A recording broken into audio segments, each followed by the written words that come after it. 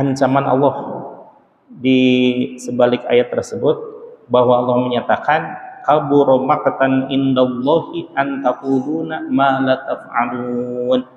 Betapa berat, betapa besar kebencian Allah, betapa besar kebencian Allah bagi siapa saja yang mengatakan sesuatu tapi dia tidak melaksanakannya, mengajak pada suatu kebaikan dia sendiri tidak melaksanakannya, atau mencegah kemungkaran, kejelekan, keburukan, tapi justru malah dia sendiri yang melakukannya. Masya Allah ya.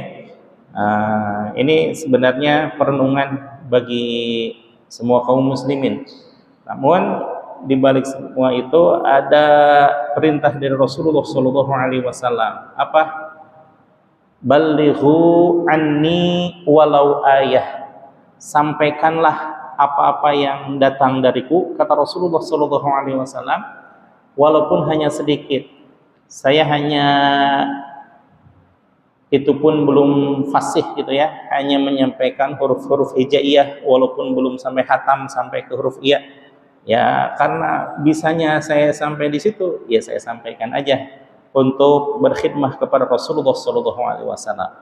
Bagaimana sikap kita ketika kita berhadapan dengan yang satu ancaman, yang satu perintah? Berarti kalau kita sedang menelaah ayat suci Al-Quran, maka hati-hati kita jangan sampai berucap atau bertingkah laku yang di luar apa yang sanggup kita amalkan. Namun ketika kita menelaah hadis-hadis yang Nabi, balighu anni, wah ini semangat untuk berdakwah itu ya. Walaupun berdakwah itu yang utama itu pada diri dan keluarga. Ku anfusakum wa ahlikum nar. Jaga diri, dalam Al-Quran juga jaga diri, jaga keluarga dari jilatan api neraka. Sedangkan di sini menyatakan bahwa perpaduan antara ayat dan hadis itu di samping kita berhati-hati, namun di sisi lain kita harus tetap berkhidmah kepada Rasulullah SAW. Apapun keadaannya, apapun kondisinya, misal saya sampaikan hanya bisa sampai huruf-huruf hijaiyah aja, karena memang keterbatasan segala hal ada dalam diri saya. Sampaikan aja itu ya. Nah, tapi di sisi lain harus hati-hati. Apalagi ini dalam bercakap-cakap ya. Ada satu makalah yang menyatakan man katsura kalamuhu katsura khati'atuhu. Barang siapa yang banyak bicaranya, pasti dia banyak salahnya. Wa man katsura khati'atuhu fannaru aula bih. Dan barang siapa yang banyak kesalahannya, maka neraka lebih pantas bagi dia untuk kembalinya. Masya Allah ya. Ini menjadi perenungan dan juga istilah kata rem ya bagi saya terutama yang banyak berkalam, banyak berbicara, banyak kesalahan, banyak ketidaksesuaian, entah itu talafuznya, bacaannya, kemudian maknanya, apalagi tafsirannya. Masya Allah ya, banyak salahnya. Karena itu dari lubuk hati yang paling dalam saya memohon maaf yang seterus-terusnya kepada para hadirin jemaah sekalian. Gimana Bapak, bisa memaafkan saya ya? Masya Allah ya. Menanam ubi di halaman belakang. Ubi direbus, dibuat kue talam. Berhubung kemarin kita sudah lebaran dan sedikit bermaaf-maafan, maka mari kita jaga diri dan keluarga, jangan sampai berbuat kesalahan ya. Insya Allah mudah-mudahan Allah senantiasa menjaga diri kita dan keluarga dari hal-hal yang bisa merusak tatanan dalam kehidupan beragama, terutama kehidupan di dalam berumah tangga, kehidupan di dalam bertetangga, yang insya Allah semuanya mudah-mudahan Allah berikan rahmat dan hidayahnya. Pun kalau toh ada salah khilaf, mudah-mudahan kita semuanya ada dalam maghfirah Allah Subhanahu wa taala. Sebagaimana banyak disampaikan oleh para dai, para mubalik, para duat bahwa selama bulan suci Ramadan wad da'awata wadzunuba maghfuratun. Semua dosa-dosa itu insyaallah hakul yakin diampuni oleh Allah Subhanahu wa taala. Ya, amin ya Allah ya rabbal alamin. Jangankan ibadah puasa, ibadah salat, ibadah zakat yang begitu fardunya gitu ya. Wong ibadah-ibadah sunnah saja banyak yang berpotensi untuk mendapatkan ampunan Allah. Bagaimana ampunan Allah? Di dalam Durratun Nasihin dikisahkan tentang percakapan Sayyidina Ali karramallahu wajhah dengan Rasulullah sallallahu alaihi wasallam. Salah satu di antaranya, ya Rasulullah, apa fadhailiyah dan sirriyah dari salat sunnah tarawih? Singkat kata, di dalam salat sunnah tarawih itu ada malam-malam yang sangat berpotensi untuk mengampuni diri sendiri, keluarga, bahkan tetangga-tetangganya. Dahsyat luar biasa ya. Yaitu pada malam tarawih malam pertama, tarawih malam kedua, tarawih malam ketiga, loncat tarawih malam kelima, tarawih malam ke-11, tarawih malam ke-16. Itu ibadah-ibadah yang sangat berpotensi untuk malam-malam yang berpotensi untuk mendapatkan ampunan dari Allah Subhanahu wa taala. Maka berbahagialah bagi siapa saja yang istilah saya ya, maksakan diri. Kalau saya selalu memaksakan diri karena memang betapa malasnya diri saya gitu ya. Beda dengan bapak-bapak Maya. Senang aja kalau tarawih gitu ya. Kalau saya harus memaksakan diri, Pak. Karena saking malasnya gitu ya. Nah, sungguh sangat berbahagia bagi orang-orang yang bisa melaksanakan tarawih pada malam-malam tersebut. Belum lagi ditambah dengan hadis yang diriwayatkan oleh Sayyidatuna Aisyah radhiyallahu anha, bahwa Rasulullah sallallahu alaihi wasallam sangat menganjurkan pada malam-malam Ramadan, baik malam pertama sampai malam terakhir, terutama malam 10 malam terakhir, membaca doa Allahumma innaka afuwun karim tuhibbul afwa fa'fu anna ya karim. Ya Allah, Engkaulah zat yang maha pengasih lagi maha pencinta permaafan. Maka dari itu maafkanlah kami ya Allah, wahai zat yang maha mulia. Subhanallah ya. Belum lagi ditambah, ini memang terjadi di bulan suci Ramadan, dan bagi orang-orang yang terbiasa untuk melaksanakan Yaumul Bid, puasa Yaumul Bid, yaitu pada pada hari 13, 14, 15. Kemudian Yaumul Isnin wal Khamis, sunnah Rasulullah sallallahu alaihi wasallam. Kalau yang ada lagi salat sunat saumnya Nabi Isa alaihissalam, saumnya bukan Nabi Isa, saum Nabi Dawud itu selang puasa selang tidak ya. Tapi lebih dianjurkan oleh Rasulullah sallallahu alaihi wasallam bahwa yang Senin, Kamis, kemudian yang Yaumul Bid, itu yang sangat dianjurkan. Walaupun Rasulullah sallallahu alaihi wasallam memuji orang yang melaksanakan puasa Nabi Daud alaihi salam gitu ya. Subhanallah ya. Dan ada lagi yaumul 6 hari setelah Syawal gitu ya. Setelah Syawal itu kata Rasulullah, sabda Rasulullah sallallahu alaihi wasallam, ka saumid dahar, seperti halnya orang yang melaksanakan dahar, puasa dahar. Puasa dahar atau apa? Puasa yang terus menerus kecuali hari yang diharamkan, yaitu Idul Fitri, Idul Adha, dan Yaumut Tasyrik, 5 hari selama 1 tahun. tidak puasanya 5 hari itu seolah-olah orang tersebut berpuasa selama 1 tahun. Subhanallah ya. Berarti yang satu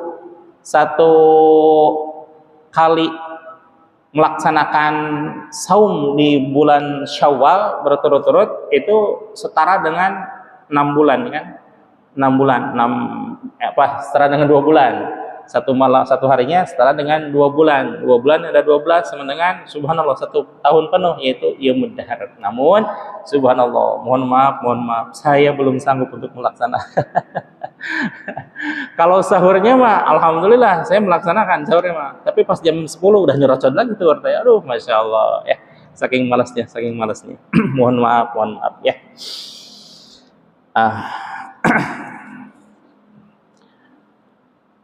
Itu sebagai preambul dari pengajian ini. Berhubung kita sudah saling maaf-maafan, minal aidin wal faizin, mudah-mudahan kita semuanya termasuk orang-orang yang aidin, kembali kemana? Kembali ya'udu ilal fitrah, kembali kepada kesucian jiwa sebagaimana kita dilahirkan oleh ibunda kita, insya Allah ya. Wal faizin, dan orang-orang yang memperoleh kemenangan. Apa yang memperoleh kemenangannya? Di dalam ayat terakhir, la'allakum tattaqun, supaya engkau semuanya mendapatkan derajat orang-orang yang bertakwa. Orang yang faizin, orang yang sukses, orang yang menang, itu adalah menang dalam artian mencapai derajat ketakwaan di hadapan Allah Subhanahu wa taala. Inna akramakum indallahi atqakum, bahwa orang yang paling mulia di hadapan Allah Subhanahu wa taala itulah orang-orang yang bertakwa. Insyaallah mudah-mudahan kita semuanya mendapatkan gelar takwa di hadapan Allah Subhanahu wa taala. Amin ya Allah ya rabbal alamin. Baik Bapak hadirin jamaah sekalian, kita lanjutkan kajian yang dulu pernah kita tawakuf untuk sementara karena menjelang atau menghadapi bulan suci Ramadan untuk melaksanakan ibadah-ibadah. Insya Allah kemarin kita berada di dalam pembahasan Al-Faslus Sadis, pembahasan yang fasal ke-6 fi bayani ahli tasawufi, di dalam menerangkan ahli tasawuf, bahwa di sini tasawuf itu dibangun di atas 4 huruf, at-ta, was-shad, wal-waw, wal-fa, yaitu huruf ta, shad, waw dan fa. Kemarin sudah kita bahas ta dan shad. Kita tinggal waw dan fa-nya ya, waw dan fa. Bismillahirrahmanirrahim. Wal wawu, adapun huruf yang selanjutnya adalah huruf waw, tasawuf. Kan kalau dalam bahasa Indonesia, lahjah Indonesia mah tasawuf, tasawuf, ada yang pakai sin, ada yang pakai sod.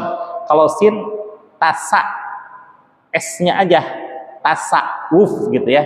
Tapi kalau pakai sod tasawuf, pakai sin ha o. Itu emang ejaan itu ada bermacam-macam ya, tidak ada yang dibakukan karena memang dua-duanya dipakai dalam bahasa Indonesia, tasawuf maupun tasawuf. Bagaimana kalau arti asal katanya? Asal katanya dari sod ya, tasawuf, harus pakai sod dan wawunya disukunkan. Tapi tetap walaupun itu waw itu memiliki makna double hurufnya, tapi dalam pengertian di sini waw itu hanya satu, ta, sod, waw dan fa, tasawuf. Wal wawu minal wilayati, adapun huruf wawu berasal dari kata atau diambil dari kata wilayah. Waw wilayah, huruf pertamanya adalah wilayah. Wilayah itu adalah kewalian. Subhanallah ya. Bapak bisa cek di antara para wali-wali gitu ya, tidak ada para waliullah yang bukan dari kalangan tasawuf. Dalam artian tasawuf itu jangan dipahami bahwa tasawuf itu di luar Islam, tidak. Orang Islam itu seharusnya mengamalkan ilmu yang tiga itu. Hadza thalathu fardu ainin fa'rifan fa'mal biha tahsul najatan wa'tila. Bahwa para ulama menyatakan tiga ilmu ini itu adalah fardu ain. Artinya seluruh kaum muslimin wal muslimat hendaknya melaksanakan, mengamalkan, mempelajari dan mengistiqomahkan dari pengamalan ilmu tersebut. Yang pertama, ilmu akidah atau ilmu tauhid, berasal dari kata wahada yuwahidu tauhidan, mengesahkan Allah. Dalam ilmu tauhid yang satu-satunya yang menjadi pokok utamanya itu adalah mentauhidkan Allah Subhanahu wa taala. Baru kesananya itu berkembang menjadi aqaid yang 50. Sifat wajib di Allah 20, sifat mustahil di Allah 20, dan sifat jaiz di Allah ada satu, yakni ya'malu ma yumkinu, melaksanakan apa yang tidak, maksudnya melaksanakan apa yang dikehendaki oleh Allah Subhanahu wa taala. Wa ma tasauna illa ayyasha Allahu rabbul alamin. Tidak ada sesuatu yang bisa berkehendak selain kehendak Allah Subhanahu wa taala. Itu pun kalau diridhoi oleh Allah Subhanahu wa taala. Ada diizinkan dengan disertai ridho, ada yang diizinkan tapi tidak diridhoi. Apa contohnya? Gampang. Diizinkan tapi tidak diridhoi itu adalah seperti melaksanakan suatu kejahatan. Apakah para dukun-dukun itu tidak diizinkan oleh Allah? Diizinkan untuk melakukan kejahataannya, tapi tidak diridhoi. Sudah pasti tidak diridhoi, karena menurut kabar konon katanya gitu ya, kalau melaksanakan perdukunan itu semakin jauh dari agama, semakin sakti gitu. Maka ada kisah teman saya yang pengen nyoba-nyoba mempelajari dan mengamalkan ilmu sihir. Emang udah dibilang dari awal, kamu jangan mengucapkan sesuatu ya selain apa yang tertera di kertas ini gitu. Apalagi kalau kamu ngucapin berbau agama, itu dilarang keras namanya. Karena sudah terbiasa mengucapkan bismillah, lalu ya teman saya mengucapkan bismillah, tuh gempar.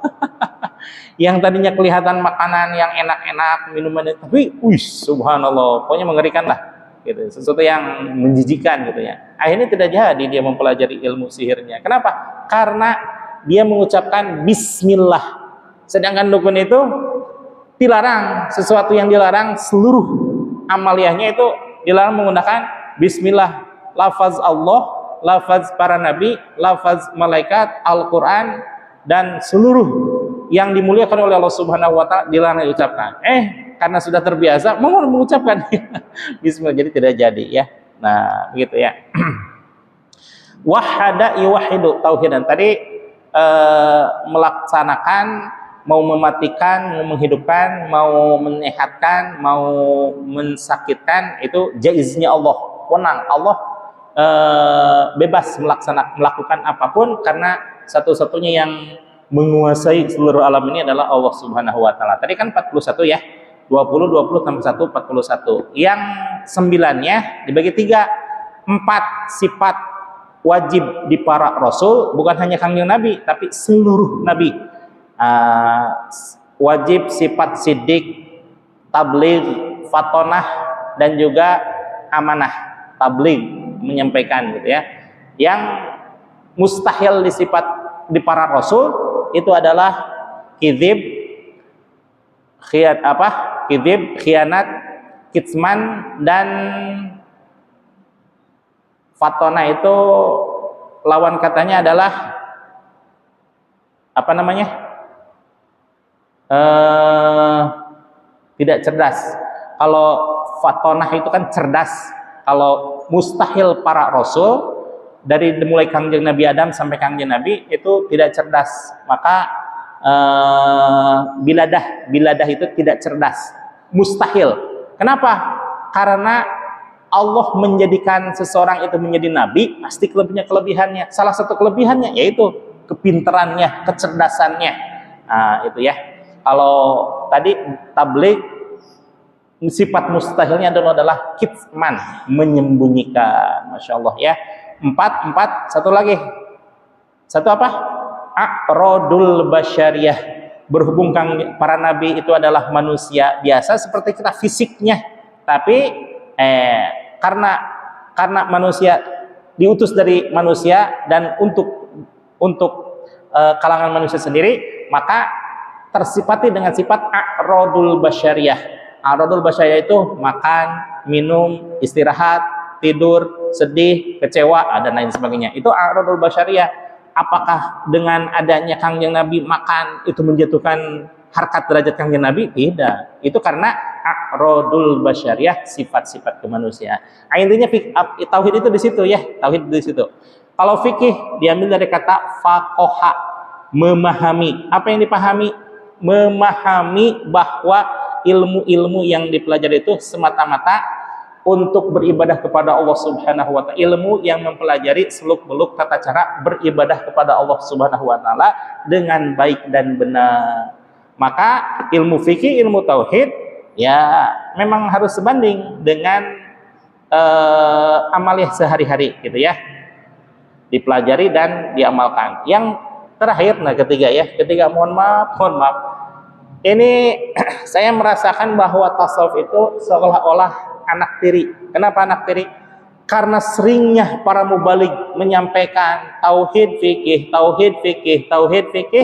maka seolah-olah tasawuf itu terkesampingkan, seolah-olah tasawuf itu emang ada gitu dalam Islam tasawuf. Masya Allah gitu ya. Nah, maka kalau seandainya tasawuf itu dibilang ekstrim, karena memang ada satu hadis Kangjeng Nabi yang menyatakan sesuatu yang nyerempet kepada ekstrim, dan itulah tasawuf. Kata Kangjeng Nabi di dalam satu hadis yang diriwayatkan oleh Imam Muslim, diterima oleh Sayyid Abdullah bin Umar, tentang ihsan. Ada kata-kata, ya Rasulullah, akhbirni anil ihsan. Terangkanlah kepadaku wahai Rasul, apa itu ihsan? Rasul menyatakan, anta'budallaha ka'annaka tarahu. Nah, kalimat itu ya. Mungkin karena di kalimat adanya kalimat itu, jadilah tasawuf itu jarang disampaikan ya. Maka kalau seandainya memilih saya gitu ya, khususnya saya, apakah mau menyampaikan tauhid, fikih atau tasawuf? Saya memilih tasawuf gitu ya. Ada di Nurul Falah itu di RW 12 saya membahas dari dulu membahas fikih. Dilihat dari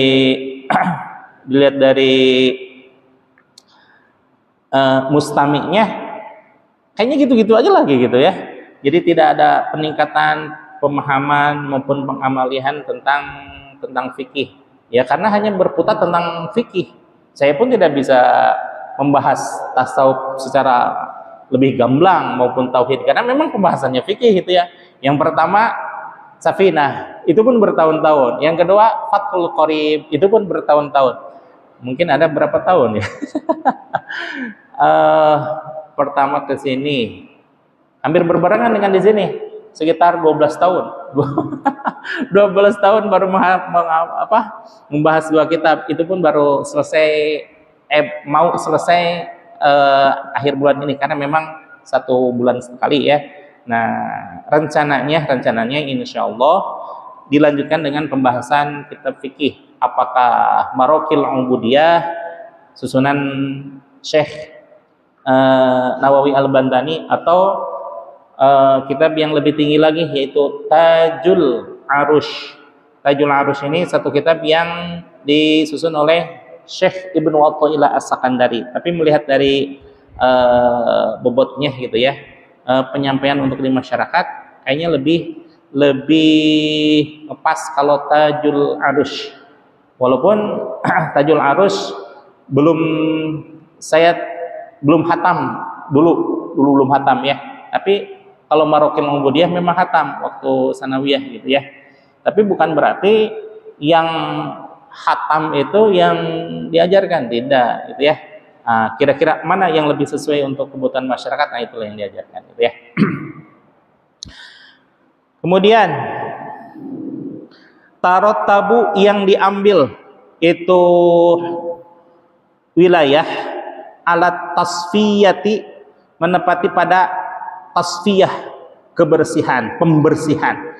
Kama qala Allah Ta'ala, sebagaimana difirmankan oleh Allah Subhanahu wa Ta'ala, ala, ketahuilah olehmu sekalian, inna awliya'a, bahwa sesungguhnya para kekasih-kekasih Allah, la khaufun alaihim, tidaklah mereka merasa takut, walahum yahzanun, dan tidak pula mereka merasa khawatir. Takut itu perasaan cemas yang sangat gitu ya. Tapi kalau yahzan atau khazan itu adalah rasa cemas yang agak sedikit ringan gitu ya. Nah, para wali itu sedikit pun tidak ada ketakutan dan tidak ada keraguan, tidak ada kecemasan. Khususnya di dalam masalah ibadah, mereka sudah terbiasa di dalam keyakinan, tenggelam dalam kesyahduan terhadap Allah Subhanahu wa Ta'ala ya. Apalagi urusan dunia, sama sekali tidak ada keraguan. Nah, para wali ini tidak ada sedikit pun yang tidak melaksanakan ilmu tasawuf. Karena apa? Karena ilmu tasawuf itu ilmu yang memang sehari-harinya. Coba misalkan gitu ya, kita melaksanakan sudah wudu gitu ya, sudah wudu, adzan, kemudian iqomah, kita udah bersiap-siap menghadap kiblat, rapih barisannya, Allahu Akbar. Itu secara zahir kelihatan melaksanakan ilmu apa itu? Ilmu sholat. Udah kita lagi sholat nih, melaksanakan ilmu apa itu? Ilmu fikih kelihatannya ya, ilmu fikih. Tapi kalau tanpa dibarengi tauhid dan tasawuf, jadi nggak itu sholatnya? Amburadul. Kenapa? Kalau tasawuf, kalau tauhid, wahada yuwahidu tauhidan, sekalipun kita menghadap tembok, tapi keyakinan kita tembus kepada Allah bahwa kita memang sholatnya lagi di masjid menghadap tembok, tapi keyakinan kita adalah langsung tembus ke yang memerintahkan sholat. Itu siapa? Allah Subhanahu wa Ta'ala. Dimanapun, mau di hutan, mau di rumah, mau di sekolah, mau di masjid, mau dimanapun, walaupun di depan Ka'bah sekalipun, itu mah cuma bangunan. Tapi berhubung Allah memerintahkan kita menghadap Ka'bah, ya udah kita menghadap Ka'bah karena itu diperintah Allah. Tapi qalbu kita sesungguhnya tembus kepada Allah. Hati atau mata kita melihat Ka'bah, kalau misalkan kita sudah di Mekah gitu ya, amin ya Allah, amin. Saya juga belum. Mata melihat Ka'bah, hati tembus ke Allah. Gitu. Itu pun ihsan. Pengertian ihsan adalah anta budallaha ka'annaka tarahu, fa illam takun tarahu fa innahu yaraka. Kata guru saya, kalau seandainya mengartikan beribadah kepada Allah seakan-akan engkau melihat Allah. Kalaupun toh tidak melihat Allah, maka yakinlah bahwa Allah melihat kita. Kata guru saya, itu terlalu lebar pengertiannya. Maka ada satu kalimat yang mewakili apa itu? Mata memandang kepada bangunan, hati, bahasa Sunda itu ya.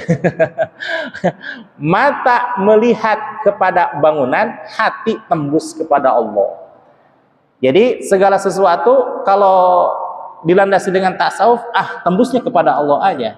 Kita melihat matahari, bukan matahari gagahnya, tidak, tapi tembus kepada siapa yang membuat matahari. Kita melihat pohon mangga, alhamdulillah kita musim mangga ya, wah ngalaan pohon mangga, bukan kepada mangganya, tapi tembus kepada yang membikin pohon mangga. Siapa? Allah Subhanahu wa taala, gitu ya. Tasawuf dengan tauhid itu hampir berdekatan, gitu ya. Qalbu fi'li af'alul qalbi, itulah tasawuf dan tauhid. Tapi kalau af'aluz zahir, amaliyah sebangsa zahir, amaliyah sebangsa lahiriah, itu namanya ilmu fikih, gitu ya. Ala inna awliya Allahi la khaufun alaihim wa lahum yahzanun, surah Yusuf ayat 62, bahwa Allah menyatakan, menegaskan tidak ada kekhawatiran, tidak ada kecemasan sedikit pun di dalam hati mereka, itu akan urusan duniawi maupun urusan ukhrawi. Satu-satunya yang ditakutkan pada mereka adalah khawatir kalau seandainya Allah tidak meridhoi mereka. Subhanallah ya. Nah, ini beda abidin dengan arifin. Kalau abidin itu ahli ibadah, kalau arifin ahli ma'rifat. Dalam artian abidin, emang di literaturnya seperti itu ya. Abidin itu memperbanyak ibadah. Tapi kalau arifin itu memperbanyak ridho Allah. Memperbanyak ridho Allah. Walaupun secara kasat mata bisa saja mereka tidak melaksanakan ibadah yang banyak, tapi diperintahkan oleh Allah untuk membaguskan ihsan di dalam hubungan muamalah dengan seseorang. Maka kalau wali mah itu bagaimana perintah Allah aja. Kan ada wali mastur, ada wali masyhur, wali yang dikenal dan wali yang tersembunyi. Seperti siapa? Contohnya seperti Wan Syekhon yang seolah-olah gitu ya, seolah-olah masa wali ayah kayak gitu, masa wali cembang-cambing kayak gitu menurut kita. Tapi subhanallah, para habaib, para ulama besar, bahkan Habib Umar suntangan kepada beliau. Jadi siapa tuh beliau? Itulah ya, punya makom tersendiri. Apalagi kalau kita melihat siapa? Syekh Hamad itu wali yang tidak menampakkan kewaliannya, bahkan tidak menampakkan kekiaiannya, tapi di hadapan Allah subhanallah ternyata beliau paku buminya daerah Jawa Tengah yang dibongkar oleh Ki Haji Abdul Hamid Pasuruan ya. Itu namanya waliullah, kekasih Allah.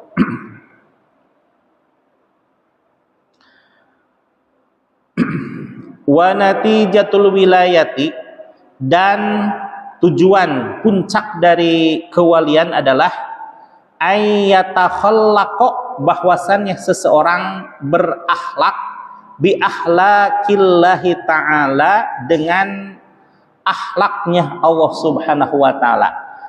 Bukan berarti bahwa kita jiplak 100% akhlaknya Allah, tidak, dan itu memang tidak mungkin, tapi berakhlak mengikuti yang dianjurkan oleh Allah dan Rasulnya. Contoh kecil, Bismillahirrahmanirrahim, dengan nama Allah yang maha pengasih. Sifatnya Allah, yaitu Allah memiliki sifat maha pengasih dan juga memiliki sifat maha penyayang. Kalau Allah mah sudah pasti maha pengasih dan maha penyayang. Dalam artian Allah tidak memandang siapa-siapa, tidak melihat zohiriyah, tidak melihat ketampanan, tidak melihat gelar dan lain sebagainya, tapi yang Allah lihat adalah kulubikum, di hati-hati kamu sekalian. Nah, mohon maaf. Kalau manusia itu hanya berusaha, maka namanya juga Abdullah, Abdurrahman, Abdurrahim. Dalam artian mudah-mudahan anak ini memiliki sifat sebagaimana sifat kasih sayangnya Allah, yaitu mendekati sifat kemaha Rahman dan kemaha Rahiman Allah ya. Mohon maaf